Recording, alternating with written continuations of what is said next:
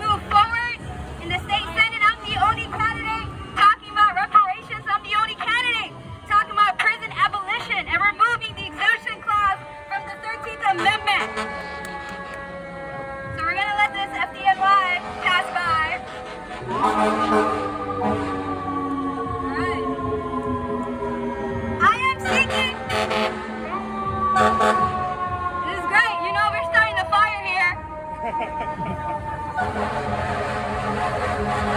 Are we literally lighting fires? We're literally starting some fire here. We're shaking up the Senate, as my flyer says. On day one, I'm going to fight for passing the New York Health Act and making sure that all New Yorkers have access to health care. That is my fight on day one.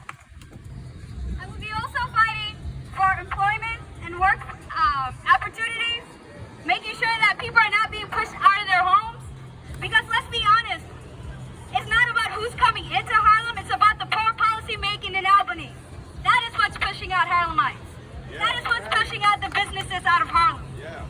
It's time that we put in stronger legislations to make sure that tenants could have an opportunity to buy buildings, to buy the building that they live in. A fair opportunity.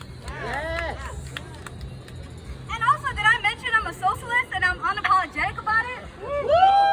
Say it again. I'm a socialist and I'm unapologetic. Alright. So I'm here talking about redistributing wealth. That means making sure that the property taxes are spread out into a pot and making sure that schools are getting the equal amount of funds based on needs.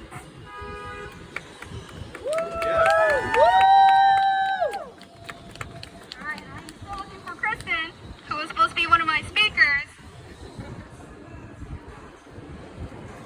Keep going. But yeah, there's a lot of work to be done. I'm here to be a public servant. I'm not looking to be a politician. I'm here to serve the community. That's a huge difference between me and a politician. I'm here talking about reparations, and this is what I mean by reparations. So we have a 9.6 prison budget. By removing the exemption clause, you are dwindling the money, and then you redistribute the money to the community that's been affected by it, which is black communities versus descendants of slaves who deserve reparations. And it can be done. State of New York can be the first to do so. State of New York can follow the lead of Colorado and Oregon into removing the exemption clause and completely abolishing slavery from the state of New York and not hiding it under the guise of prison. Let's go!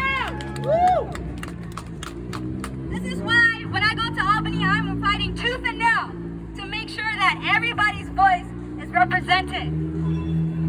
So let's go. Let's keep the movement going. We're taking all the seats, and I meant it when I was working for KRJ last primary. So I'm going to invite up Kristen to say a few words.